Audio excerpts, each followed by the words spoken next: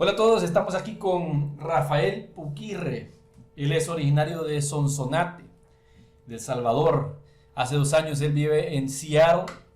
Él me dice que es más barista que tostador, pero el punto es que él sí sabe de café, ¿verdad? Que es básicamente el tema central de esta conversación, ¿verdad? Aunque, pues vamos a ver también quién es Rafael en todos los aspectos que podamos, en el tiempo que dispongamos. Eh, Así que bueno, bienvenido Rafa, un gusto de volverte a ver después de tanto tiempo. Te perdí el rastro por un par de años, creo yo, ¿verdad? Eh, Sí, sí, sí. Pues gracias por la oportunidad de poder platicar sobre el café y un poquito de mi historia. Y sí, ya rato, quizás como unos 3 4 años, ¿verdad? sí, ya ratitos. Sí, para los que no saben quién es Rafael, pues bueno, por lo menos como yo lo conocí, él era uno de los cuatro, de los Four Monkeys, ¿verdad? En El Salvador. Ahí lo conocí a él y pues yo en ese momento era como entusiasta, estaba aprendiendo a hacer café, no sabía mayor cosa. Y bueno, por lo menos en aquel entonces que yo recuerdo no había muchos lugares de café de especialidad, como quizás hoy se han dado un poco más, como el turismo y todo. Hay varios lugarcitos nuevos, ¿verdad? Incluso en redes sociales se han movido más personas que hacen barismo, que hacen que tuestan, que hacen esto, que hacen lo otro, se mueven un poco más. Pero en ese entonces era bien raro encontrar café de especialidad, pues eran pocos. Si no me equivoco, por lo menos que yo supiera, estaba Four Monkeys, estaba 1200 Café y estaba Viva Expreso. No me Sí, viene otro a la mente en este momento que estuviera en ese entonces. Pero, Crafter Coffee también era uno, ¿cuál? uno de los que estaban. Crafter Coffee. Mm, Tenés toda la razón, Crafters, William Hernández. Ajá. Sigo frecuentando Crafters todavía. El día de ahora se me había escapado que también él ya existía ese café de ese momento. Pero yo me di cuenta de ellos mucho después, porque tenían solo una sucursal allá en la colonia médica. Y no fue sino hasta que yo con mi esposa tuvimos que ir a hacer algunos procedimientos médicos en esa zona. Entonces mi esposa, realmente mi esposa es la que estaba pasando esos procedimientos.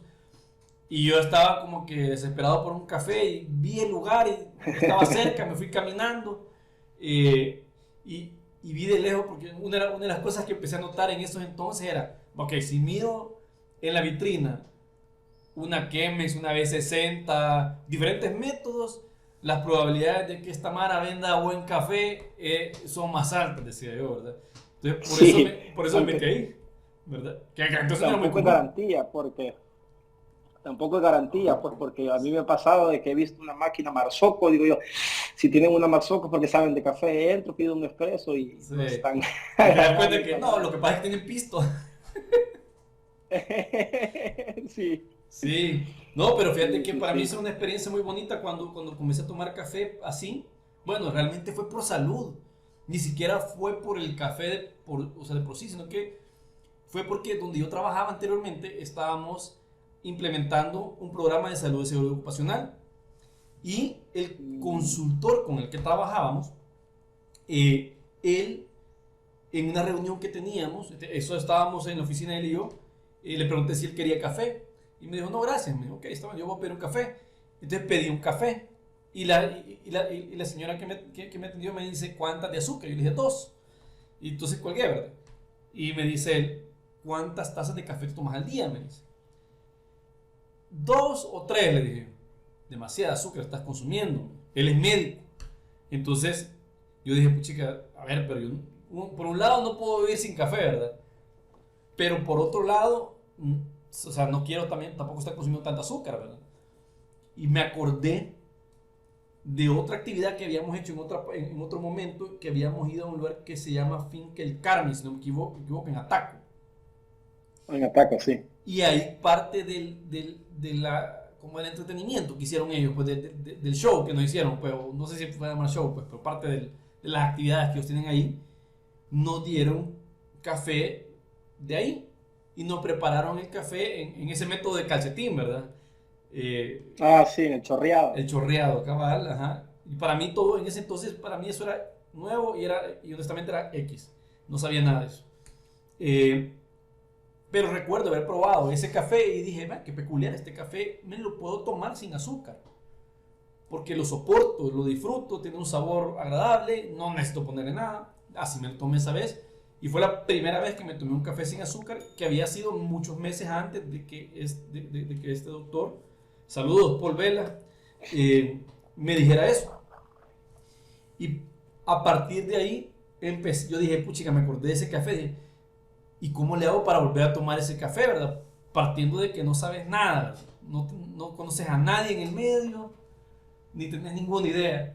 Entonces, YouTube, ¿verdad? YouTube, videos, internet y todo. Y luego, preguntando, de hecho llegué creo que fue 1200 café, y ahí un amigo les pidió que me prepararan el mismo café, pero en diferentes métodos. Me hicieron 4 métodos y los probé, uno a la par del otro. Ahí fue cuando yo, perdón, pero antes de eso, yo había empezado comprando, o sea, para mí comprar una libra de café, o sea, en $3 era lo normal, tal vez, ¿verdad? Después, en el súper me fui a buscar los más bonitos ahí, más cariñosos, ¿verdad?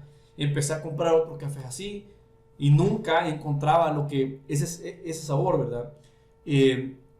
Hasta que acababa preguntando, empecé a encontrar Formonkey, empecé a encontrar estos otros lugares, y ese día me hicieron ese café en los 4 métodos creo que era, uno era la Chemex B60, el otro era, creo que era Opress, y si no mal me recuerdo, Sifón. Me hicieron los 4 métodos.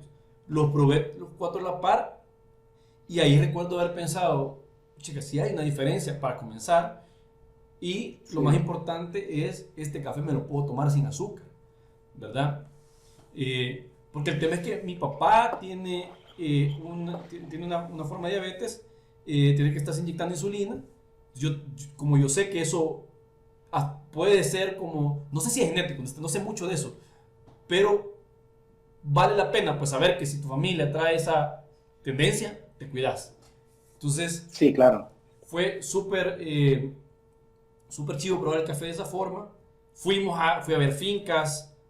La gente que conocía, que me llevaba aquí, mi papá es agrónomo, más o menos me explicaba un par de cosas él y todo, de la parte del cultivo del café, ¿verdad? Entonces sentí como que se me empezaba a abrir un mundo, ¿verdad? Así nuevo, ¿verdad? Y recuerdo llegar a Four Monkeys, pero, o sea, para comprar para café en grano, pero también para aprovechar ahí con quien estuviera en ese momento y preguntarle, ¿verdad? Y mira, y esto, mira el otro. A vos te hice varias preguntas en algún momento, así que tal vez ustedes andaban a la carrera y yo, explícame cómo hago esto, porque nunca sentía que me quedaba el café igual que como lo hacían ahí. Hasta el día de ahora creo que siento que no me queda así. He logrado llegar a un nivel en el que el café me queda lo suficientemente aceptable para yo tomármelo acá. Creo que no llego obviamente al nivel de los baristas en estos cafés de especialidad, ¿verdad? Pero sí, por lo menos lo voy a llegar ahí. Así que fue una buena experiencia esa. ¿Y tú cómo te metiste en esto? ¿Cómo empezaste en el café? Pero sí, fue algo similar a ti. Yo no tomaba café antes. Para mí el café era una bebida para los viejitos, porque en mi casa mis Con el pan abuelos, dulce. mis tías tomaban café, entonces me decían, mira, en mi familia no me llaman Rafael, me llaman Francisco. Mira, Francisco, ¿querés café? Yo le decía, no, no quiero café. Para mí el café era para los viejitos. Pues, quiero ver, en el 2009, a principios de 2009, yo trabajaba en Pizza Hut, era repartidor de pizzas y a la vez estudiaba. Eso me generaba ingresos para poder yo seguir mi carrera, ¿verdad? Pero según un día que yo compartía casas con Alejandro Méndez, que Ajá. imagino que todos lo conocen, ¿verdad? Sí. Pero en ese entonces no era campeón mundial, sino que era un barista que comenzaba a trabajar en Viva Expreso, ya tenía quizás un año él de estar ahí. Y me dice, mira, en Viva Expreso van a contratar gente, porque van a abrir 2 sucursales más. ¿No querés que te recomiende para que puedas trabajar ahí? Y así ya no andas mojándote, teniendo accidentes en moto, que no sé qué. So, Le digo, tú sí, estaría bien. andabas repartiendo pizzas. Andaba repartiendo pizzas, sí. Ah, ok, ok, Estaba en sí, Pizza Hut Metrópolis. andabas arriesgando la vida. Sí, sí, andar en moto en El Salvador es arriesgar la vida, bueno, en cualquier parte del mundo, me imagino, si no hay precaución. No, y también porque, puchica, Pero, como tienen el tiempo de envío garantizado, pues, o sea, como que le pone bastante presión al motorista llegar a tiempo, ¿verdad? Lo cual, sí, por el lado del cliente y por el lado del estándar, o sea, la pizza siempre ha sido como que un estándar de servicio al cliente bastante elevado. Eh, sí. pero sí, no se puede dejar de notar que cuando los que van en moto les toca andar ahí rifándose la vida en cada semáforo, clavazones y todo eso, ¿verdad? Aquí Sí, sí, sí. en San Salvador he visto un montón de accidentes de repartidores porque se tiran algún cruce ilegal o porque van muy rápido, o tal vez porque el otro también fue imprudente. eh, pero lo normal aquí, donde yo vivo, en la zona en la que yo vivo, es que choca un vehículo con una moto de un repartidor de algún restaurante. Sí, entonces, le di mi currículum a Alejandro, me hablaron por teléfono que llegara a una entrevista. Tuve la entrevista con Federico Bolaños, recuerdo, Ujú. que me dijo que por qué quería trabajar.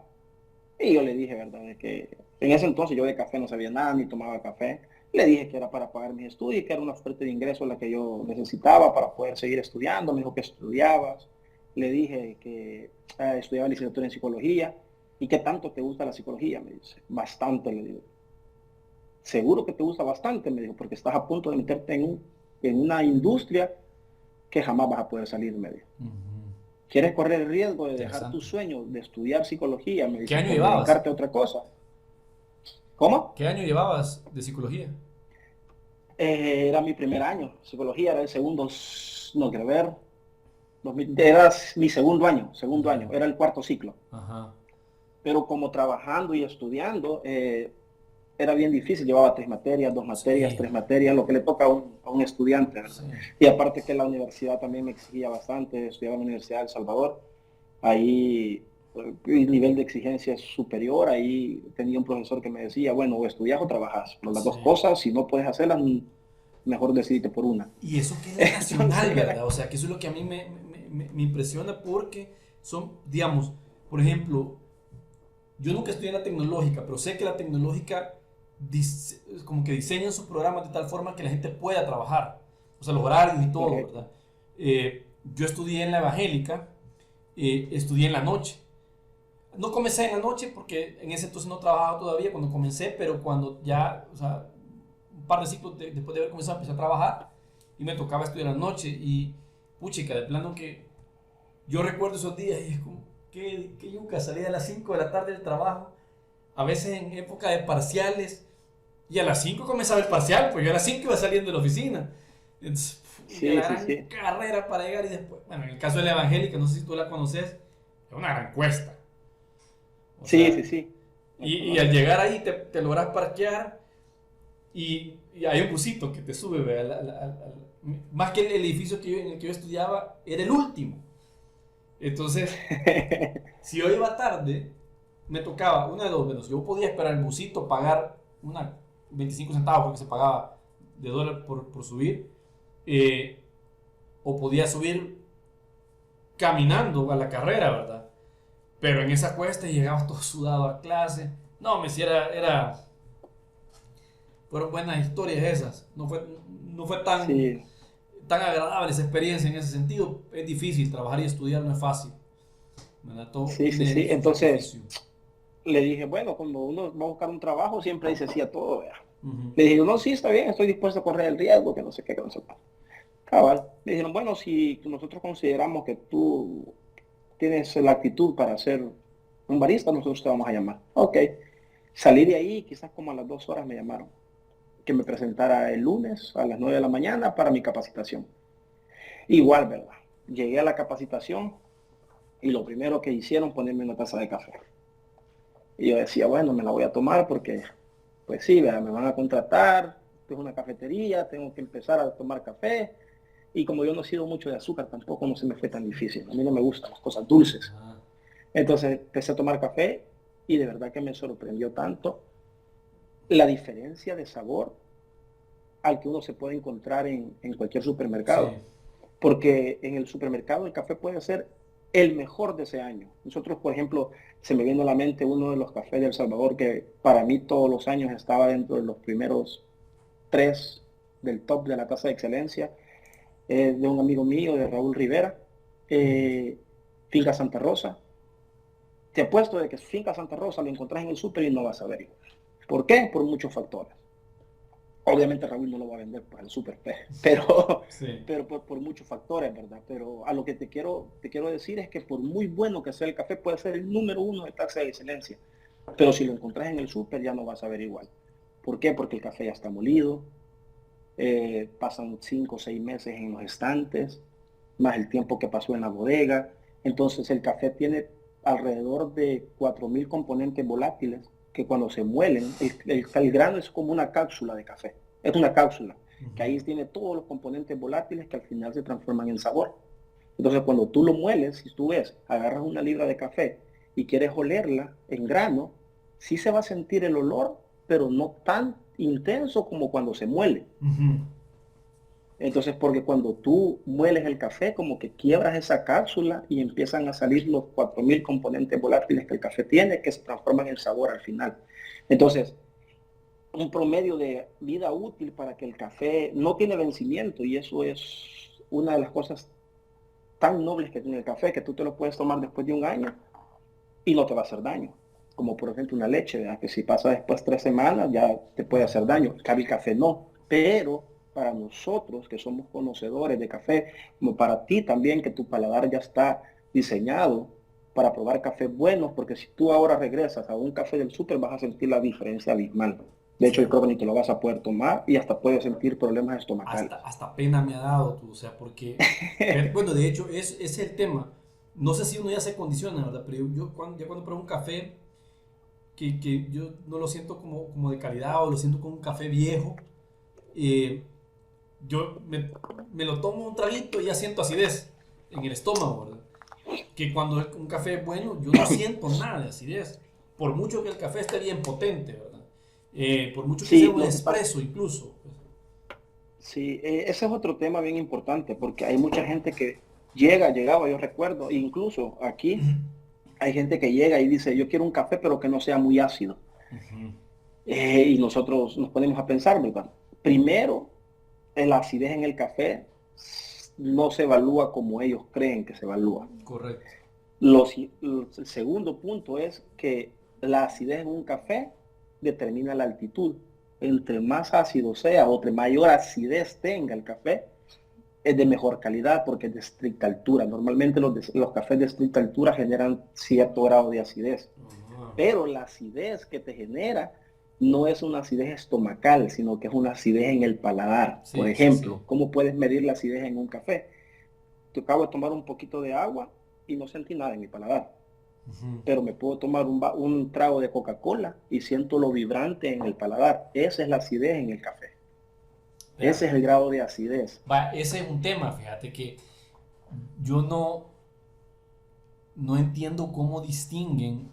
O sea, si yo te describiera el café, el sabor que yo logro distinguir del café, no te lo puedo separar en notas como lo separan ustedes, ¿verdad? O sea, yo siento, nada más siento, este café no es de calidad y este café por lo menos cumple con un sabor mínimo como para que a mí me agrade, pero me cuesta separar. Yo he visto que a veces la gente que hace cataciones le empiezan a sacar un montón de cosas. Bueno, de hecho, recuerdo que en la viñeta de For Monkey le ponían ahí las notas de catación y decía, no sé, notas cítricas, notas de no sé qué, de frutos rojos, no me acuerdo, pues, ¿verdad? O sea, estoy inventando lo que puede ser. Sí, sí, sí. pero nunca supe cómo lo distinguían, o sea, cómo desarrolla uno esa capacidad para distinguir eso, pues. Fíjate de que no es tan complicado como se puede escuchar, porque hay mucha gente que nos decía, ¿y ustedes le han agregado las notas a limón al café o son propiedades naturales del café? No, son propiedades naturales, Ujú. pero el paladar tiene que estar súper desarrollado porque no, yo me acuerdo que la primera vez que le sentí fresa a un café fue como a los 5 meses de estar tomando todos los días. El paladar es un músculo que tenés que estarlo desarrollando y la única forma de desarrollarlo es como yendo al gimnasio, yendo todos los días, Sí. probando café todos los días, todos los días. Por ejemplo, como te dicen, una acidez málica, una acidez tartárica, una acidez cítrica. Los cítricos son un poquito más fáciles porque sabes que es limón, lima, naranja, pero esas son sensaciones que te dejan en el paladar. Por ejemplo, tomas un café y te recuerda, a mí no sé si te recuerdas vos unas paletitas que daban en las piñatas. Había un café, Finca Matalapa, me recuerdo yo, de la Cordillera del Bálsamo. Por ejemplo, ahí con Vicky Dalton, me acuerdo que era una de las personas que para mí, mi admiración para ellos, por el proceso, la dedicación que ellos le tenían para procesar su café. Ellos mismos tenían su propio beneficio porque ellos decían de que la única forma es como un hijo, decía, la finca es como un hijo y la única persona que va a tratar bien a su hijo es la madre o el padre.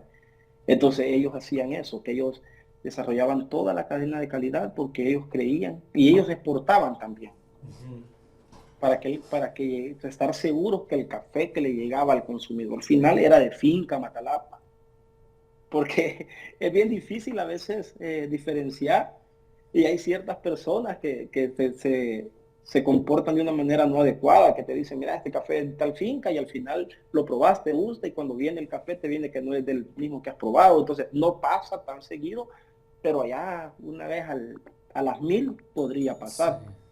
Entonces eran bien precavidos en ese sentido y ellos, me recuerdo su café, que desde que yo comencé a trabajar en Vía Expreso, casi que la mayoría de competidores competían con el café de él, con el café de Vicky. Me recuerdo la última competidora que lo ocupó fue Flor Goches, trabajaba en Vía Expreso, quedó en el 9º lugar en Atlanta, a nivel mundial, perdón, Ujú. en Atlanta y era como que El Salvador por primera vez se posicionaba en la semifinal del Campeonato Mundial de Baristas. Ella es la que es esposa de Federico Bolaños. No. No, no, ella se llama Lili Pacas. Ella compitió en Dinamarca el primer año que se Ajá. hicieron la competencia nacional en El Salvador. Y si no mal recuerdo, quedó en el número 23 en Sí, Dinamarca. yo eso había escuchado. De hecho, bien, Como que bien fue la primera curioso. prueba, ¿verdad? O sea, de Federico Sí, Bolaños con y ella. fue bien curioso porque ese año ella le ganó a él. Los dos compitieron en la Ah, en Nacional de El serio. Salvador. Pero Sí, es bien ella, peculiar eso, porque yo no conozco a Federico Bolaños, pero lo sigo en redes sociales y, o sea, me queda clarísimo a mí que tiene un talento especial. Algo tiene él para sí, enseñar y para transmitirle a las personas, a los demás, el conocimiento del café, porque, pues, o sea, eh, bueno, Alejandro y William fueron entrenados por él también, ¿verdad? Eh, sí, sí, sí. y Alejandro ganó el primer lugar, William ganó el tercer lugar. Tú me estás comentando ahorita de Vicky, ¿qué? No sé qué apellido es. El Lili Pacas. Ah, bueno, Lili Paca, pero me estabas comentando de alguien más que quedó en noveno lugar también. Ah, de Flor. Flor, Flor. perdón, Flor. También fue entrenada por él. Ajá, entonces, y entiendo que él trabaja ahora entrenando otros baristas en otras partes del mundo, eh, también para las competencias, ¿verdad? Y le va muy Sí, bien. sí, sí. Sí, les va muy bien. Después de Alejandro, él entrenó a diferentes baristas, pero una coreana, Ajá, el nombre sí te lo debo porque es medio complicado, se llama Yu Jong, algo así, ajá. quedó campeona mundial y Entrenada entrenada por por él Federico también. Bolaños, entrenada por él, fue campeona Sí. mundial. Un Ujú. año antes la entrenó él y quedó creo que entre los primeros 6 lugares, pero porque tuvieron un problema con el molino, si no mal entiendo, o un problema que tuvieron y las extracciones no salieron bien, pero Sí. fue algo técnico de ella que no le salieron bien las extracciones en la final y quedó en el último lugar. Ujú. Eh, también hace como 2 años, si la memoria no me falla, también entrenó a Diego Campos, que también es campeón mundial de barista de Colombia, y Ujú. también fue entrenado por él. Entonces ya lleva 3 campeones mundiales en su Chiquitos. récord. Ajá. Sin mencionar Sí, es una que persona, los demás que tal vez no ganaron primer lugar, pero, o sea, estamos hablando de un campeonato mundial, ¿verdad? Solo el hecho de llegar al campeonato ya es un logro, pues. ya es un logro, correcto, sí, porque Daniel Méndez también quedó en el 12º del mundo, entrenado por él. William Hernández quedó en el tercero en Melbourne y en sexto lugar en Rimini, en Italia. Ajá, sí, sí, sí. No, y fíjate que Entonces, él es, una gran cosa porque también, además de eso, sí, o sea, yo lo que veo también es que vaya, estas personas que comenzaron, porque entiendo que comenzaron, o sea, prácticamente bueno, como barista, pero entiendo también que a veces, digamos, si no mal me recuerdo, creo que Alejandro una vez me contó de que comenzó como mesero y que poco a poco se fue metiendo como sí, barista. eh, y ahora, bueno, William tiene Crafters, Alejandro está con For Monkeys, y así, o sea, realmente al final, si uno lo mira en el largo plazo, digamos, para el país, o como al final genera un negocio, genera empleo, genera un orgullo de nación también, pues, ¿verdad? En cierta forma y todo, pues, o sea, sí. eh, es, este Federico tiene algo peculiar, este es como Mar Alfano para la salsa o algo así, quizás. No sé si tú sabes quién es él. Sí, no, no, no, pero sí la disciplina. Sí, Yo tuve la oportunidad que me entrenara él para una nacional, quedé en tercer lugar. Ese año ganó William el primer lugar y que fue a representar a Rimini, fue en el 2014. ajá, Y me decía, ok, nosotros, yo creo que la clave de él era que no dejaba nada a la suerte. ajá. Y eso es bien importante. Desde la posición del mantel en la mesa hasta la última cuchara que colocabas en la mesa, antes de decir tiempo. Él entrenábamos, incluso no solo entrenábamos la rutina que íbamos a hacer, sino también entrenábamos cómo montar tu carrito. Le decíamos a la cosa con la que llevabas como vaso, que llevabas con todos tus implementos, las cosas que ibas a utilizar. Hasta eso entrenábamos. ¿Por qué? Porque nos decía, tenés 15 minutos para montarlo, pero vos no tenés que montar los 15, y eso es el problema que tenían muchos competidores en El Salvador al principio, que ellos se tardaban 15 minutos en montar su carrito porque el reloj decía que eran 15 minutos. Él decía, no, tú tienes que tener la capacidad de montarlo en 7 o 8 minutos para que el resto del tiempo te quede para probar un shot de espresso, porque las condiciones de clima te pueden cambiar. Ahorita lo estamos probando aquí, lo vamos a calibrar, pero el calor que hace en el backstage no va a ser el mismo que va a ser en el escenario. Entonces tenés que ir y tener la capacidad de probar tu café para ver si la extracción está perfecta como la hemos probado o si los sabores son iguales como lo hemos probado. Eso, Y hacer ajá, cambios arriba que son bien complicados porque si descalibras el molino, o sea, ahí eso tenés que tomarte tu riesgo porque si el café te ha cambiado y tú mueves el molino, o lo mejoraste o lo empeoraste, tomando en cuenta de que no quizá estás en un coffee shop, que para tenés los, el tiempo para poderlo calibrar, sino que estás bajo la bajo presión y los presión, nervios.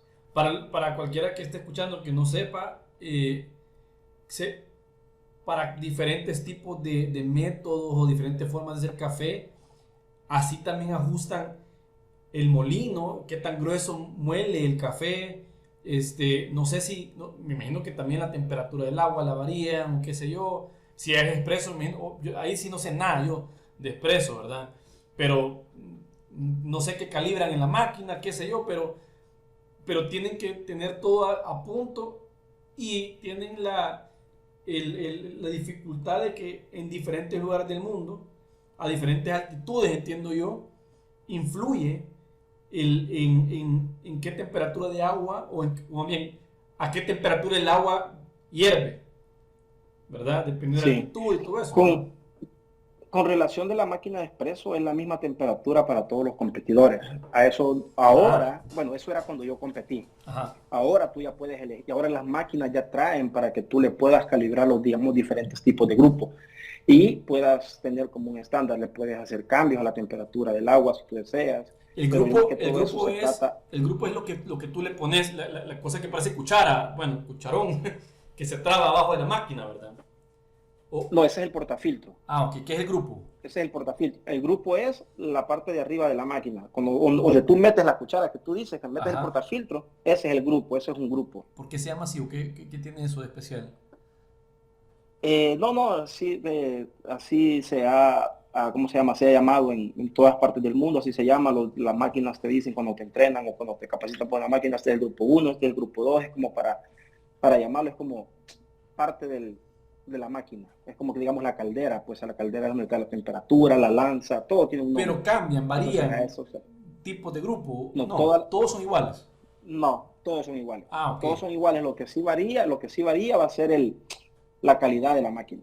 Si son dos calderas, si es una caldera, te influye bastante porque, por ejemplo, si es una caldera, la caldera tiene que dividir la temperatura para espumar y la temperatura para expreso, entonces varía la temperatura cuando estás espumando y estás extrayendo un expreso, te puede variar el sabor, porque normalmente te dice la regla de que la temperatura de la máquina tiene que estar a 120, porque la extracción tiene que ser a 93 a 97 para que sea una buena extracción, la temperatura. Ujú. Entonces la máquina tiene que estar más caliente porque cuando tú presionas el botón para hacer la extracción, entonces la bomba de la máquina extrae y pasa por un tubo que cruza la caldera. No agarras agua de la caldera, Ujú. sino que aguas, si tienes garrafón de agua o tienes, normalmente en El Salvador es garrafón de agua porque también el pH del agua influye y el pH de El Salvador, de la tubería, de la red, es muy dura, Ajá. entonces Tiene muchos muy sólidos ácida, disueltos. entonces tiene el pH muy bajo.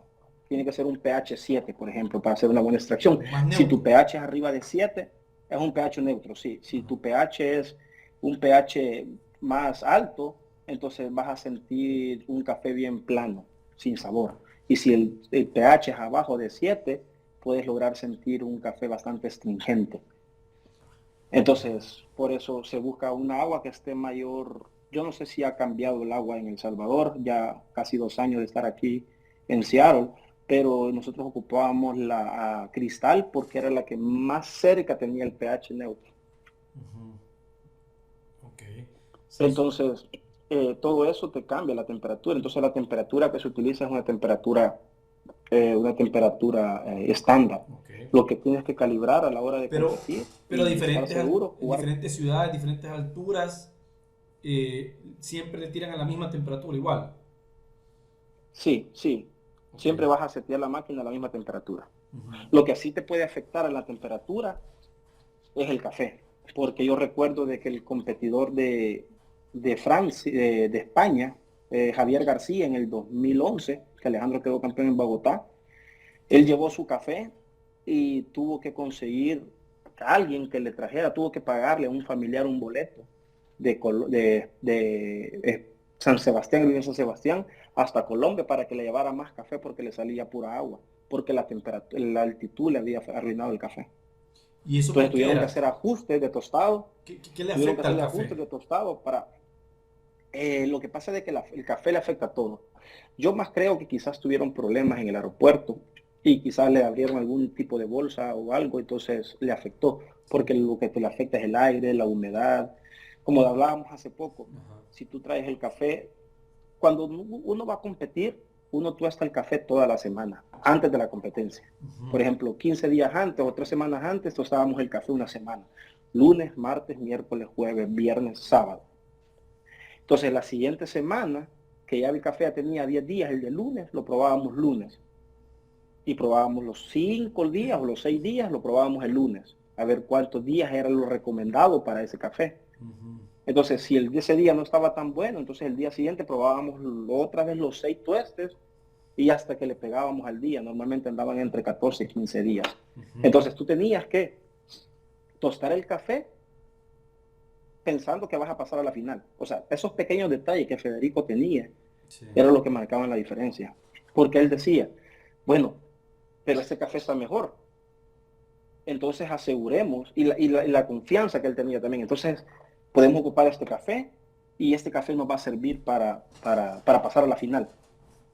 ¿Qué querés? ¿Ganar o pasar a la final? Porque si me preguntas a mí, yo quiero ganar. Ujú. Entonces, si vas a ocupar esta fecha para que esté bueno o para que esté en su máximo capacidad o para que el café dé lo máximo el día de las eliminatorias, no vas a ganar la final. Entonces mejor tostemos para que esté en su punto máximo el día de la final, ese momento. Porque sabemos de que la capacidad que tenemos es para llegar a la final. Entonces, eso me dijo a mí, vos ya estás en la final, 3 semanas antes de competir. Ajá. Vos ya estás en la final. Estás en la final por 2 razones. Una, porque has trabajado duro, y 2, porque sos un buen barista. Entonces, no pensés en clasificar. Pensá en que ya estás clasificado y que querés ganar esa competencia. Entonces, tu mejor café o tu mejor tueste, tenés que guardarlo para el día de la final. Y eso hicimos. Eso hacemos siempre. Cada vez que alguien compite, se le recomienda que su mejor café vaya el día de la final. Sí, fíjate que, bueno, yo creo que nadie que no esté en ese mundo, bueno, yo no estoy en ese mundo realmente, yo soy, podría decirse como un aficionado amateur, ¿verdad? Que hago café en mi casa, para mí, para mi esposa, ¿verdad? Pero nadie que no esté en ese mundo realmente entiende lo que se requiere para poder competir en una de esos eventos. Con todo lo que tú me estás diciendo, bueno, yo tengo trasfondo, muchos años trabajé en recursos humanos y pienso en las competencias que uno debe tener, con las que uno debe contar para poder cumplir con ciertas funciones, ¿verdad? Y, por ejemplo, en todo lo que tú me dices, se requiere una planeación y organización, una capacidad, unas competencias de planeación y organización para poder pensar de esa forma. Porque sí, me estás hablando de que la competencia para ustedes realmente comenzaba semanas antes, ¿verdad? No semanas, meses antes. Bueno, ajá, más todavía, pero, o sea... eran alrededor de 4 meses, más o menos. Las competencias, porque ese es otro punto.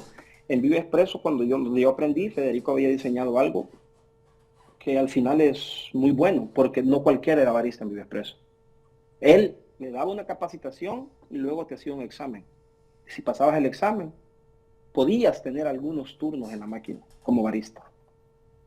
Pero si no pasabas el examen, te quedabas como mesero. Era un privilegio, entonces. Entonces, ser barista en Vive Expreso era como llegar a lo más alto, ¿verdad? Era como el chef la en un posición. Restaurante. Entonces él le decía a los gerentes, incluso les decía, los gerentes a veces se ponían un poco celosos, porque les decía a él, no, con mis baristas no se meta nadie. Mis baristas me los dejan a mí, que yo me entiendo con ellos. Ustedes ocúpense de los demás, menos de los baristas. Con los baristas nadie se mete. Incluso llegó a decírselo a los hermanos también, que eran sus socios. Sí. No, ustedes vean lo que ustedes saben hacer, finanzas, marketing, y de los baristas déjenmelos a mí y a Lili, que somos los que sabemos de café. Sí, era el core del negocio, pues, o sea, era lo que hacía brillar el negocio, pues, básicamente, pues, el café. Sí. No se podía jugar con eso. Sí, y como te digo, eran semanas antes. Yo me acuerdo que cuando yo competí, la interna fue como en noviembre. La competencia iba a ser en marzo. Y la competencia interna la hicimos en noviembre. En diciembre ya estábamos entrenando. Los últimos 2 meses, los últimos 6 semanas, mes y medio, te sacaban de turno ya. Te decían, ¿tienes la rutina? Sí. Entonces ahora, de 8 de la mañana hasta que el cuerpo aguante. A veces salíamos a las 11:30 de la noche, desde las 8 de la mañana que llegábamos, a hacer rutinas.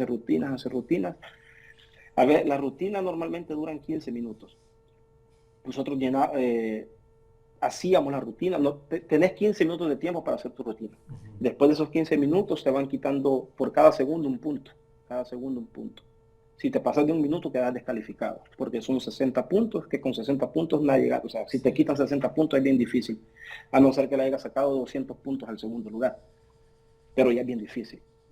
Entonces, entrenábamos para la rutina terminal en 14 minutos y el otro minuto era para limpiar tu área, porque también eso te evalúan. Como juez, he tenido la experiencia yo solo competí una vez y de ahí dije yo, no voy a competir más, me voy a meter de juez para saber realmente cuáles fueron mis errores por no ganarla, porque quedé en tercer lugar ese año.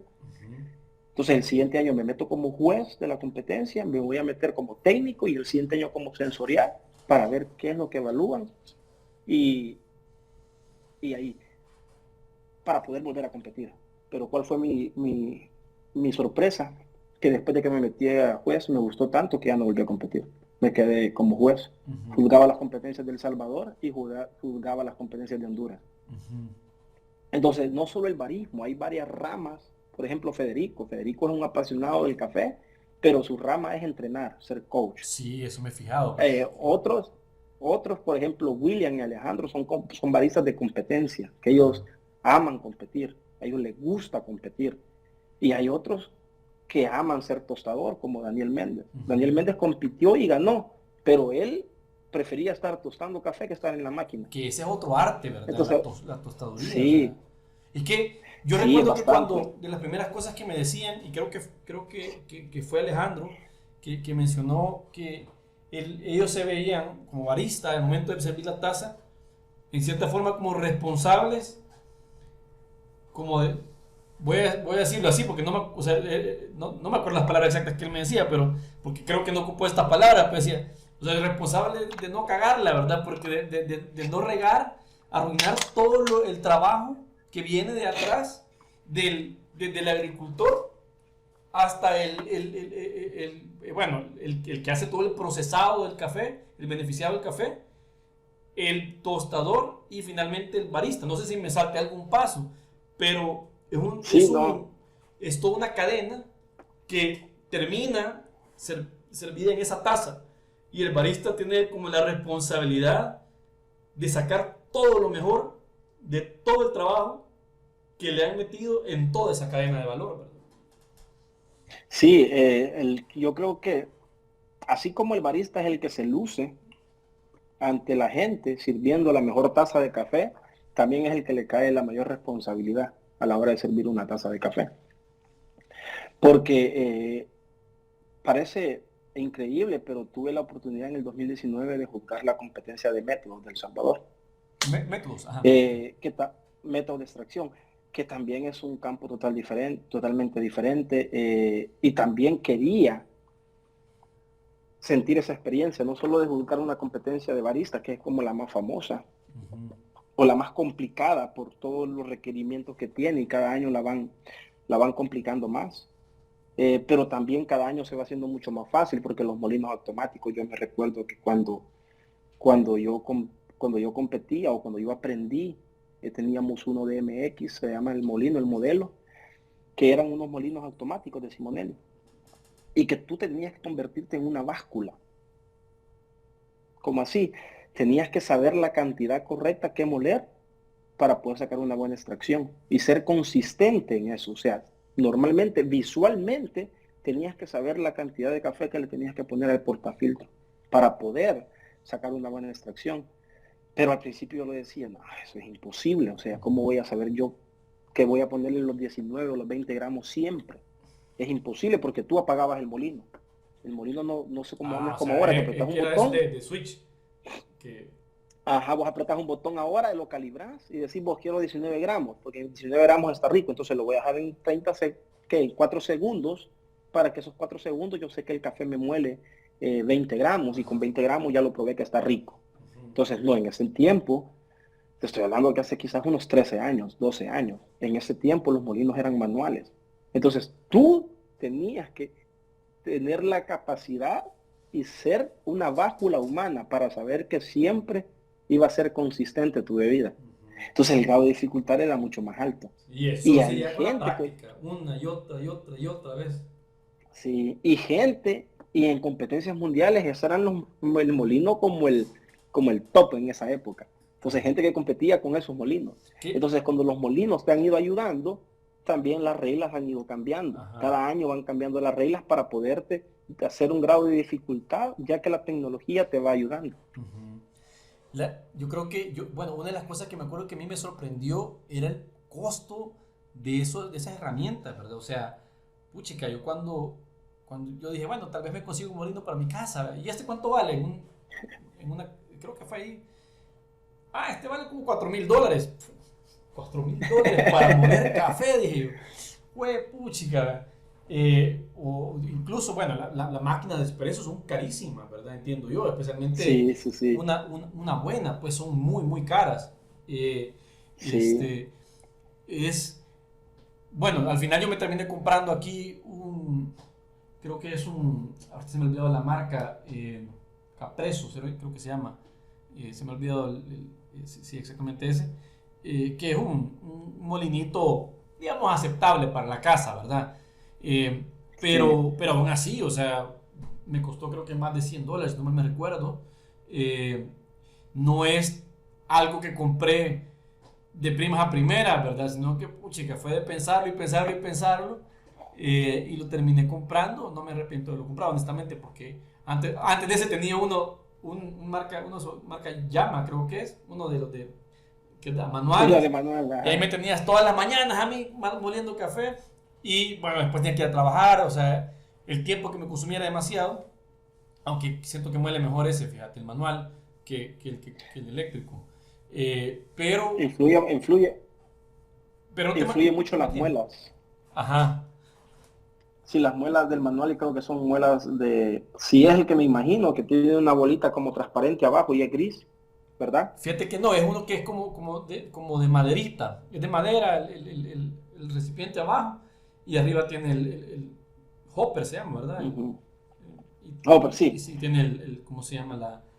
La palanquita esa. la manivela para, ajá. Manivela, ajá, correcto. Sí, y es metálica la muela de ese, creo que es cónica, si no me equivoco.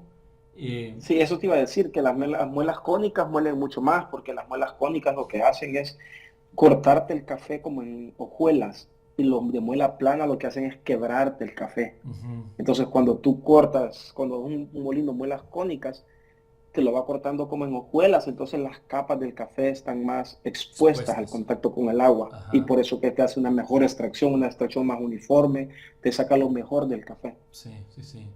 Sí, hay tantas cosas del café que uno descubre solo metiéndose en este mundo, ¿verdad? O sea, Sí, es un mundo demasiado grande. O sea, si te metes en el mundo, por ejemplo, de esto del el beneficiado de café, ese, otra locura, pues, porque hay tantas cosas que hacen ellos y tantos procesos delicados. Eh, he ido yo a ver como los lugares donde están haciendo eso, eh, y te dicen, pues bueno, yo por lo menos todavía no logro distinguir cuando en el sabor, ya en la taza, no logro distinguir tan bien si es un honey. Cuando dicen que es un honey es el proceso con el cual se benefició el café, ¿verdad? Si es, sí. ¿cómo es el otro? Espérame, el honey es uno, el otro, no, ¿cómo es que le llaman este? Natural, es otro. No me los puedo, honestamente, pues, pero porque no los he aprendido a distinguir, ¿verdad? Eh, Sí, pero está el hay, lavado, ajá, lavado, así. está el lavado, que normalmente era bien común en El Salvador porque era lo menos delicado. O sea, el proceso lavado en El Salvador fue tan común que casi todo el mundo, por eso se crearon las mezclas, Ujú, para poderlo balancear.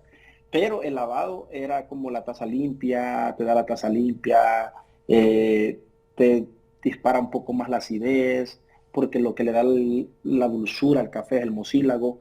De ahí tenés el proceso natural, que es totalmente opuesto, que cortas la cereza y lo dejas en las camas africanas que se sequen durante 29 días, 30 días, y estás moviéndolo constantemente, más trabajo. ¿Cómo te explico? Más trabajo humano, estarlo ajá, moviendo para que no llegara a ese punto de fermentación.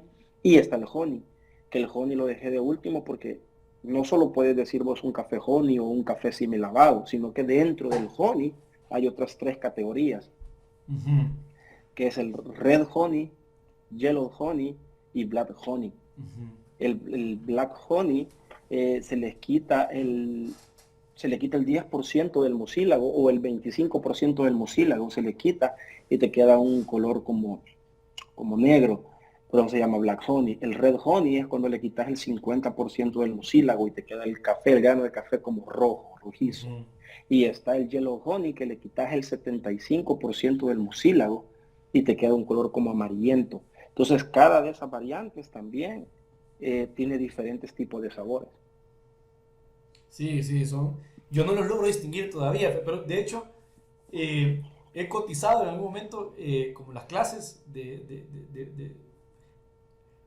por hobby, ¿verdad? Porque por que honestamente, no es porque tenga proyecto de hacerme barista o algo por el estilo, pero he cotizado eso porque me llama la atención, honestamente. Siento como que en todas estas cosas, lo mismo con la música o el arte, para mí siento como que es aprender otro idioma. Es la única forma que lo puedo expresar, porque en el caso del café, bueno, en el caso de la catación realmente es aprender a ocupar otras partes del cerebro que están conectadas en este caso al paladar, ¿verdad?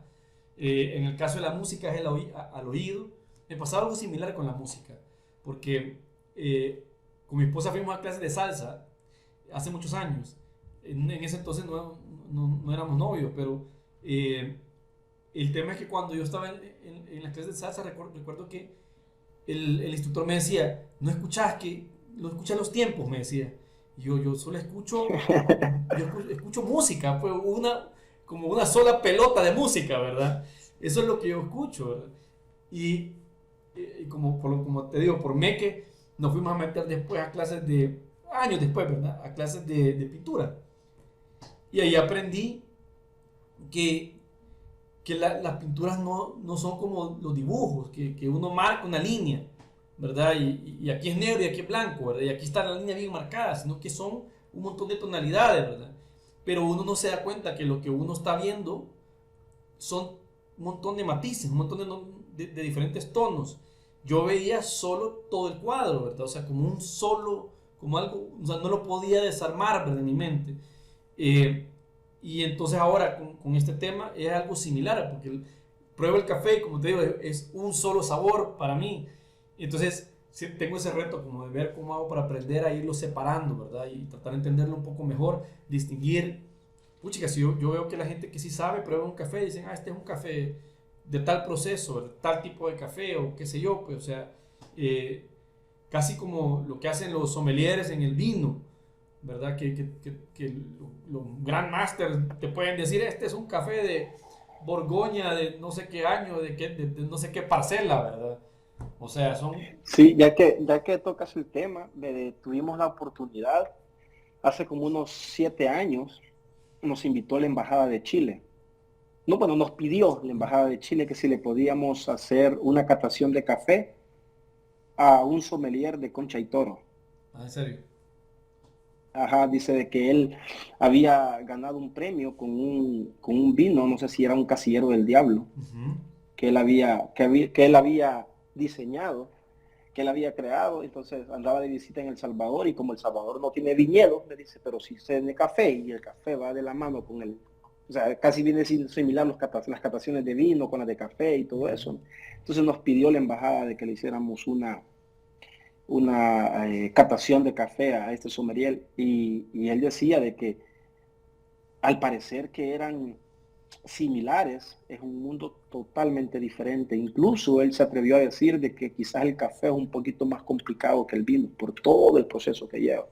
Porque el vino lo que realmente yo no sé de vinos pues, pero el vino, la función del vino es fermentarlo. Entonces en el café tienes que evitar la fermentación. Y me Ujú. dice, es más fácil fermentar algo que evitar la fermentación. Me dice. Entonces empezamos a hablar y decía él que quizás él le ve un grado más de dificultad al café que al vino Ujú. a la hora de procesarlo. Sí, la diferencia también es que bueno, el café no lo puedes tener eternamente guardado, ¿verdad? Y Sí, los vinos, ahí hay vinos que son súper viejos y en teoría son mejores, no sé mucho de eso tampoco yo, ¿verdad? Pero sí tiene similitudes en el sentido de que, por ejemplo, entiendo yo de que, o sea, en el vino hay algo que dicen terroir, que es que es cómo se transmite la tierra básicamente, o el ambiente, o el entorno físico donde crece ese viñedo, cómo se transmite eso a la copa de vino. Y en el sí, café se transmite eso. Bueno, tú me estabas mencionando de que mientras más altura, más acidez, ¿verdad? Entonces, sí hay algo del entorno del café. No sé qué tanto la tierra, no sé, o sea, el tipo de tierra, terreno, no sé qué tanto el clima, aunque entiendo que sí, eso se transfiere a la taza, Sí, no, es igual, porque también el café se le conoce como terruño, origen único. Ujú. Por ejemplo, te voy a poner un ejemplo. El Pacas, y el Pacas es una variedad mutada naturalmente. Y el Pacamara es una mezcla de Maragogipe gigante con Pacas, pero se Ajá, llama Pacamara, que ajá. fue creado genéticamente cuando Ujú. El Salvador tenía el tercer laboratorio más grande del mundo en genética. Hace ¿Cuándo? ¿Y muchos eso? años, creo que ¿Cuándo? si no me equivoco, como por ahí por el 50. Ajá. Entonces se creó el Pacamara Interesante. genéticamente en El Salvador. Entonces ahora en el mundo, hablar de un Pacamara, del mejor Pacamara del mundo, El Salvador. Ujú. Mira, este Pacamara es del Salvador, yo lo quiero. De hecho, llegó a ser tan famoso que, que las varias competencias de tasa de excelencia fueron ganadas por Pacamaras. De hecho, el récord que tiene El Salvador en la subasta electrónica, en la subasta, es de $96 la libra. Y es el productor que te mencionaba al principio, Raúl Rivera, con un Pacamara de Chalatenango. Wow. Fíjate que Entonces, Ajá, dime, dime. hablar por ejemplo, en El Salvador se ha estado sembrando geisha, que es Ajá. una variedad bien exótica Sí. y que si ahora baja la competencia mundial, de los 12 participantes en las semifinales, 10 ocupan geisha. Y Ujú. en la final casi que todos ocupan geisha. Que tampoco es garantía ganar, porque más adelante voy a contar una experiencia que tuvimos en Corea en el 2017. Ujú. Eh, entonces, si vos sembras un geisha en El Salvador, no vas a ver igual como en Panamá, Ujú. por el suelo. Y si sembras un pacamara en Panamá, no vas a ver igual que como en El Salvador. ¿Por qué? Porque cada variedad se acostumbra a su clima, a su suelo. El Salvador, los cafés son totalmente diferentes. En Guatemala y El Salvador son diferentes al resto de Centroamérica, pero es por su suelo volcánico. Ujú. Normalmente en El Salvador, todas las zonas cafetaleras, todas, están bajo, creo que solo una no, la de Morazán, creo que no tiene suelo volcánico. Por ahí todas las 6 cordilleras que existen en El Salvador, productoras de café, todas son bajo suelo volcánico. Chalatenango creo que tampoco no es suelo volcánico, Ujú. pero la parte de Tecapa creo que sí. Pero Santa Ana, que es la más famosa, o era la más famosa en su momento, porque también el clima te afecta, lo que vos decías. No es lo mismo la temperatura a 1500 metros en el volcán de San Salvador que 1500 metros en Chalatenango. Chalatenango es más helado. Entonces, eso Y fíjate que te también afecta en el café. creo que fue Daniel el que me comentó una vez eh, que el café del volcán de San Salvador, como que en cierta forma también está afectado un poco por la contaminación, el smog en el aire, como está cerca, bueno, está en San Salvador, pues está, hay mucho tráfico Uh y todo -huh. eso, como que eso también le ha afectado un poco al sabor después del café. Sí, sí, lo que pasa es que la temperatura es bien importante en el sentido de que el grano se desarrolla mucho más lento. Ujú. Entonces, no se me viene un ejemplo a la mente, pero, por ejemplo, si vos tenés un café a 400 metros, ya estás cosechando, ya está en su punto de maduración en diciembre. Ujú. Pero si vos te vas para Chalatenango y cosechas un café en 1500 metros, lo vas a tener ahí por marzo, febrero, Madura finales de más febrero, lento. marzo. Madura más lento, entonces por ende pasa más tiempo en el cafeto, que es la planta, el nombre de la Sí. planta, el cafeto, entonces absorbe más nutrientes Ujú. del suelo. Entonces se desarrolla mucho más lento, los sabores son más complejos, el grano es más grande, porque a la hora de clasificarlos también, cuando sacas un café de especialidad tiene que tener 0 defectos. Si Ujú. tiene un defecto ya no es un café de especialidad. Entonces también tiene que ser bajo zaranda. Por ejemplo, el Pacamar es bajo zaranda 19, es arriba de zaranda 19, perdón. El Borbón es arriba de zaranda 16. Entonces para que el tamaño sea uniforme. Y no es porque uno se lo quiere inventar, que decir, no, ese es el tamaño que tiene que tener, sino que más adelante tú te das cuenta de que el tamaño que sea uniforme importa bastante. Por ejemplo, cuando lo vas a tostar, si los cafés son menos densos o son más pequeños, se tuestan más rápido que los más grandes. Ajá. Entonces Yo lo que pensaba que hace era es solo para unos que se viera quemados, uniforme. ajá, para que sea todo uniforme, Sí. tenés que tener un estándar de tamaño para que a la hora de tostarlo, el tostado sea parejo y todo se tueste de la misma manera y no tengas unos más quemados que otros. Pero también a la hora de molerlo. El molino es bien importante. Yo normalmente cada vez que doy entrenamientos a baristas les pregunto que para ellos qué es más importante, si la máquina o el molino. Y todos me dicen de que los dos, otros me dicen la máquina. Y en realidad los dos son importantes porque sin ninguno el otro no puede hacer un café, ¿verdad? Tenés el molino pero no tenés en qué hacer. Bueno, sí, pero hay métodos, pues, pero a la hora de hacer un expreso, a la hora de hacer un expreso no vas a poder si no tienes una máquina de expreso. Pero el molino es bien importante porque el molino es el que te marca la pauta para una buena extracción. Porque la máquina, si la tenés seteada perfectamente, si la tenés a la temperatura adecuada, si está funcionando adecuadamente, las calderas limpias, las lanzas limpias, el café te va a salir bueno. Pero si el molido, lo grueso del molino lo tenés muy fino, no te va a salir. Si lo tenés muy grueso, te va a salir muy rápido. Entonces no vas a tener la consistencia o no vas a tener el sabor que el café te puede brindar. Entonces, lo más importante cuando uno va a ser barista es entender el molino. Si no entendés el molino, no vas a poder sacar una buena extracción.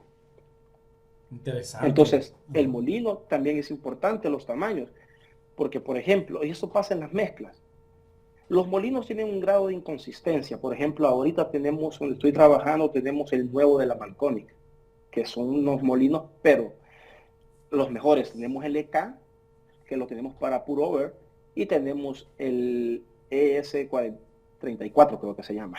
Hace poco lo llevaron, es nuevo.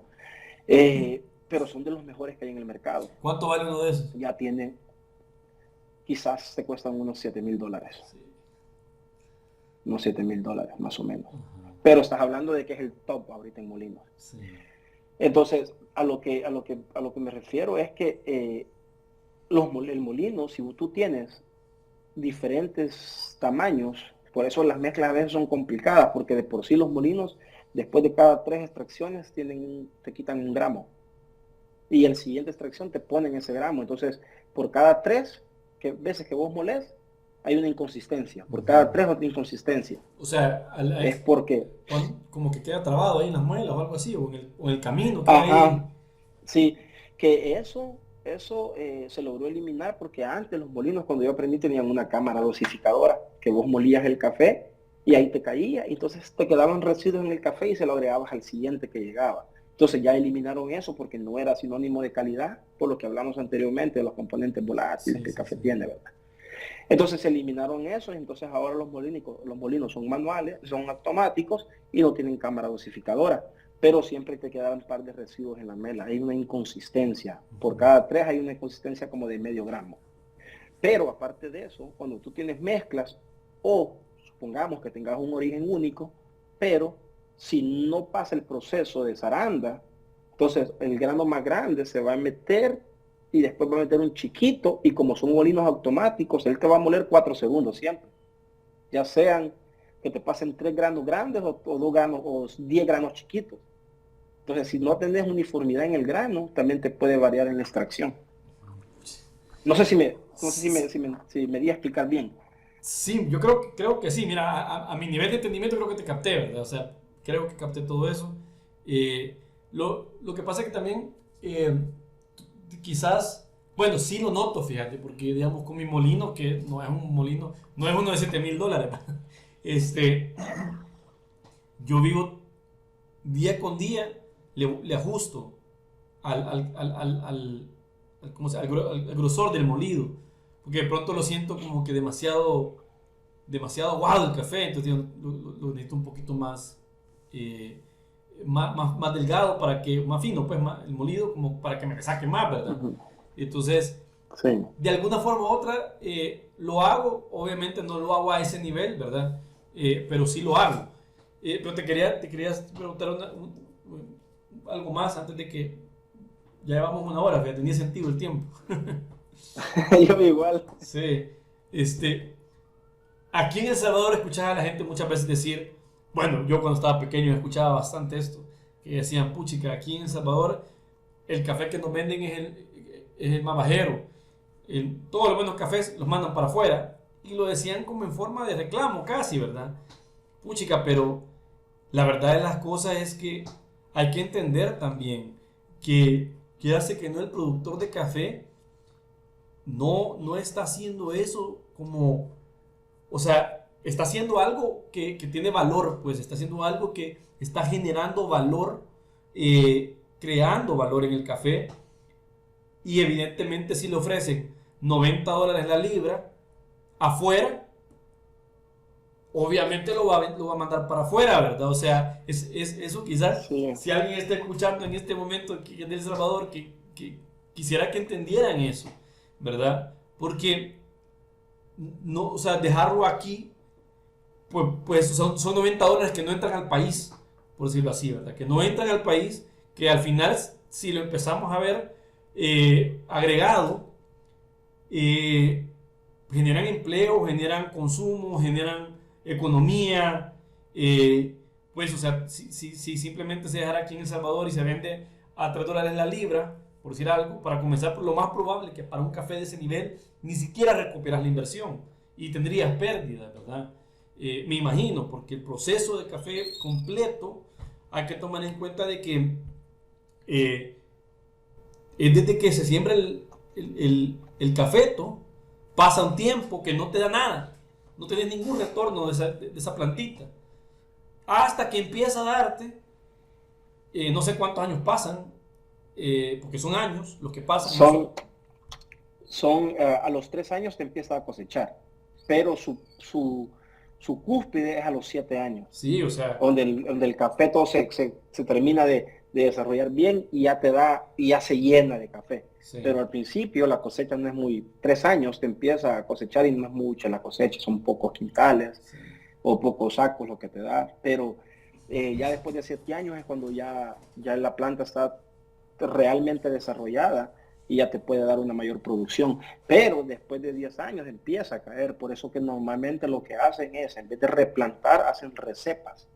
¿Qué significa eso? De que cortas un surco hasta el fondo, solo dejas como el tronquito, uno sí, uno no, un surco sí, un surco no. ¿Para qué? Para no dejar de producir, sí, porque si recepas toda la finca, entonces vas a pasar 3 años que no vas otra a vez generar ingresos. Vaya, todo eso al final es plata que va saliendo, porque mientras tenés, desde que sembras una plantita, un cafeto, o sea, no tenés que dejarlo morir, ¿verdad? Para comenzar ese cafeto no es como, no es así nomás como decir, no, solo es una planta, pues, solo se siembra. Sí.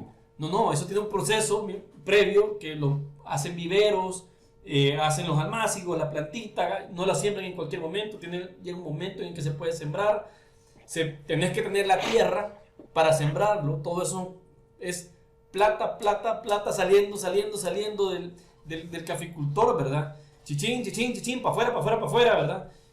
Pagarle a las personas que hacen la siembra, pues hacer los hoyitos, sembrarlo, sí, regarlo, fertilizantes, bueno, no sé, dependiendo del tipo de café, porque ahora se ha puesto muy de moda lo orgánico, no sé si siempre lleva algún tipo de fertilizante o abono natural, insecticidas, bueno, fungicidas. Y eso tomando en cuenta de que la roya no te afecte o la broca no te afecte la cosecha. Sí, o sea. Porque si te llega roya a la planta, puedes perder el 70% de la producción. Ajá, y también tomando en cuenta el otro hecho de que depende mucho del clima, ¿verdad? Si llueve temprano en el año o llueve tarde, si cae menos agua, o sea, si caen menos milímetros de agua, si fue un año seco. O sea, es un gran montón de cosas con las que se tiene que enfrentar el caficultor para poderle poner a uno la taza de café en la mesa, ¿verdad?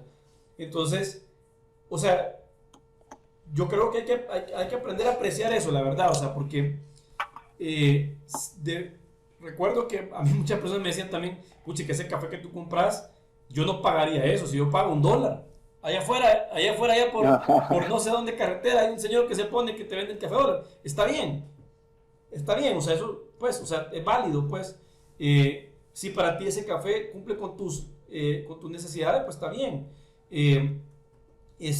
Porque no estoy criticando esa parte, pues, sino que estoy tratando de hacer conciencia de que para crear un café del cual los salvadoreños vamos a estar orgullosos, es decir, aquí en El Salvador está esta taza de café, este café, tú mencionaste el Pacamara, que es de clase mundial, y poder estar orgullosos de eso, también hay que saber de que eso va a tener un costo para el caficultor y un sacrificio, pues va a pasar, me decís, de 3 a 7 años que prácticamente no va a recibir nada de esa plantita, ¿verdad? Pero la tiene que mantener viva y saludable. Y después, Nosotros, y después viene todo el resto del proceso, ¿verdad? sí, nosotros tuvimos, cuando estuve en Formonkeys, tuvimos la suerte de tener el actual tasa de excelencia en primer lugar en Formonkeys. Nosotros ya un año antes le habíamos comprado a Raúl Rivera. Ese era y ese Santa Rosa, era. y ese año, No, no fue eso. Santa Rosa, sí. Sí, yo lo probé. Sí, Santa Rosa. Y ese Ahí, año en quedó en Formonkeys, primer lo probé. lugar de tasa de excelencia. Le dieron Sí. ¿Cómo qué sería? Una cantidad limitada, me acuerdo, que tenían. Yo logré comprar Sí, una teníamos libra, solo creo. 300 libras. Ajá. Creo que alcancé a comprar una. Solo Después cuando 300. regresé no había. 300 libras, tomando en cuenta que cuando lo tostás perdés el 20%. Sí. Del 15 al 20%. Entonces, si tenés 100 libras, te quedan como 85 libras Sí. o 80 libras, depende del tueste. Nosotros como tostábamos claro, un tueste claro, entonces perdíamos como el 15%. Entonces tampoco es que teníamos las 300 libras redondas, Sí, pues sí. pero sí tuvimos la suerte de tenerlo y la verdad que no lo vendíamos por libras, sino que lo vendíamos por 12 onzas, 340 gramos, para lograr pues que nos alcanzara. Y en un momento al principio nosotros no lo íbamos a vender por libras, sino que solo por taza, porque imagínate comprar 300 libras y solo para todo el año, entonces era demasiado poco café. Sí. Entonces decidimos mejor no, pero como en esa época cumplíamos 2 años, creo, o un año de Formonkeys, que no recuerdo muy bien, entonces lo pusimos como edición especial.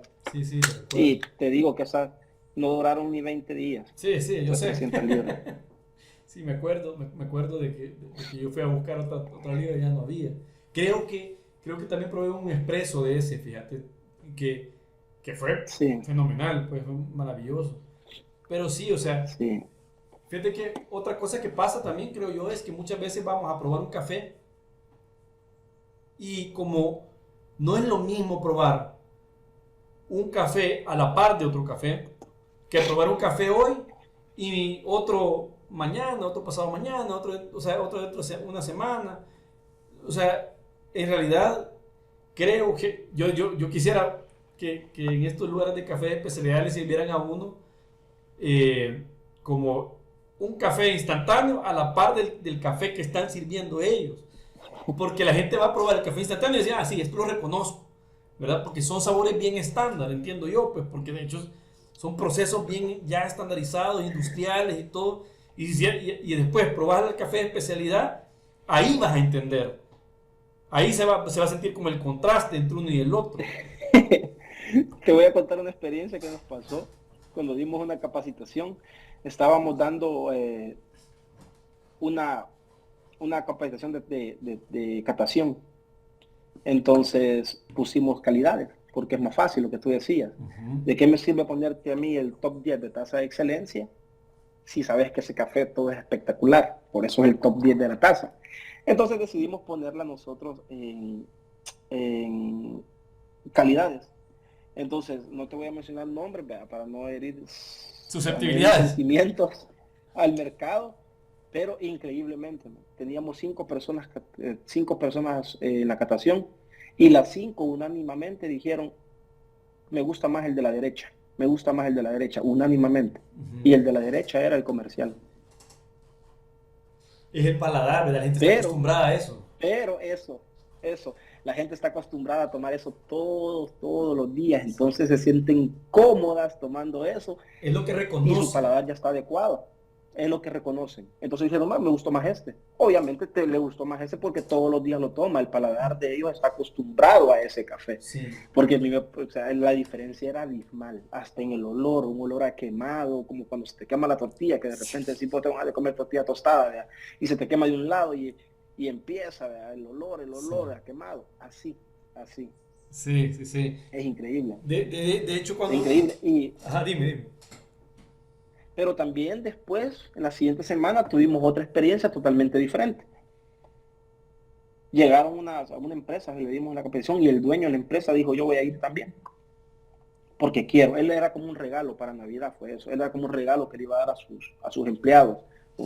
Dice, pues yo les puedo dar $100 y se lo van a gastar en otras cosas. Le puedo dar algo y entonces no lo van a invertir en ellos. Una tarjeta de regalo, por ejemplo, y lo van a invertir en sus hijos. Entonces quiero algo, quiero darles una experiencia. Y nos pidió que le diéramos unas capacitaciones de barismo y todo eso a los empleados. Se las dimos.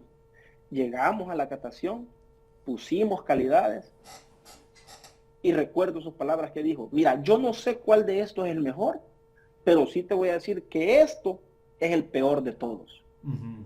¿En serio? Le dice Alejandro, sí. Entonces ya cuando descubrimos todos los cafés, salió la marca y dice, no, espérate. Esto es imposible, me dijo. Este es el que yo tomo todas las mañanas y me gusta. No puede ser que ese sea ese. Tuvimos que sacar la bolsa del café, prepararle una taza de café a él para que él la probara y dijera, tienes razón, me estoy envenenando todas las mañanas. Sí, es que ya cuando se entiende el contraste ahí se nota, ¿verdad? Ajá. Sí, de hecho. Hay gente de que siente la diferencia, hay gente que está tan acostumbrada a su paladar que, por ejemplo, mi suegra yo llevaba café de taza de la excelencia y ella decía, no, yo prefiero mi café del súper, sí. Mi café instantáneo. Sí, está bien. Entonces, está bien, todo es válido. Pero mira, quizás la última pregunta que te voy a hacer para ir terminando es el café instantáneo, o sea, ¿qué es? O sea, ¿cómo lo sacan? De todo. Y qué tan cercano a café es realmente. ¿Te acuerdas que hablamos de Saranda, verdad? Uh-huh. Entonces, hay Saranda arriba. Vamos a enfocar a un Borbón, que antes era lo más, ahora ya hay fincas de diferentes variedades, pero el Borbón es el más, quizás el 70% del cultivo de El Salvador es un Borbón rojo. Sí. Entonces, el Borbón tiene que ser a una Saranda arriba de 16, pero no quiere decir que lo demás se desecha. Entonces, Saranda 16 es la primera, Saranda de 15 es la segunda, Saranda 14, aparte de eso también antes del proceso llevas una selección, cortar los granos en su punto máximo de maduración y lo trasladas a las pilas de fermento. Entonces, el primer filtro que tiene en las pilas de fermento es el café que flota, le llaman el flote. Entonces, el flote lo sacas porque el flote o está picado por roya, o no tiene densidad, o no se desarrolló bien el grano, entonces por eso flota en el agua, porque no tiene densidad. Entonces, sacas eso y lo procesas aparte. De ahí después lo pones en cama, lo lavas, haces todo el proceso, lo pones en camas africanas y después lo metes en una máquina, que esa máquina te va seleccionando el café con unos rayos láseres. Te lo va el que está malo, que se le fue en flote, porque puede quedar atrapado uno encima de los otros, entonces no flota, te lo va sacando, te va sacando eso y solo te va dejando las primeras. De ahí te pasa por una banda, que la banda va saltando, entonces el que se sale de la banda tampoco no tiene mucho peso. Y a veces que también ese trabajo normalmente lo hacen las mujeres, porque el trabajo es tan tedioso que dicen, no me crea, yo no lo he hecho, pero sí se ve que es bastante tedioso, de que solo las mujeres tienen la capacidad para hacerlo. De estar seleccionando granito por granito. Sí, he notado eso. Paciencia. Ajá. Y me recuerda mucho cuando estaba chiquito, que en la casa limpiaban los frijoles. Así, y lo hacían bien rápido, lo hacían. Tienen el don de la paciencia, que solo ellas lo pueden hacer el trabajo. De hecho, ellas mismas dicen, si lo pongo usted se desmaya, me dice. Entonces, ellas, granito por granito. Entonces, todo eso, a veces cuando se pasa por la despulpadora, también la desmosifilinadora, se quiebran los granos, y eso ya es un defecto, la broca, la roya, todo eso te afecta el grano. Entonces, todo eso, todo lo que se desecha, es el café instantáneo. ¿Y cómo lo hacen? O sea, agarran todo eso que se desecha, me imagino que lo pasan siempre por un proceso de beneficiado.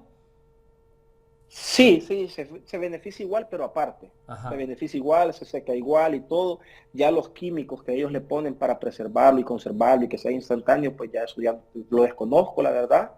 No puedo decirte realmente cómo es el proceso, pero sí, casi que lo que ya no podés vender en el mercado, es el café instantáneo. Es el instantáneo. Entonces yo tenía, al principio, antes de que empezáramos a grabar, te recordás que estábamos hablando de que los doctores, que no sé qué, tenía un cliente yo que cada tres días llegaba a comprarme una libra de café, cada 3 días. Me dice, es que en mi casa somos bien cafeteros, pero mi café me dura 6 días, entonces vengo un día, por ejemplo, lunes, vengo a comprar para mi casa, miércoles para mi consultorio, viernes para mi casa, lunes para mi consultorio, entonces se me acaba el café tan rápido, me dice. Y increíblemente yo creo que, no sé si me equivoco, pero son los urólogos los que leen los riñones, ¿verdad? No lo sé, fíjate.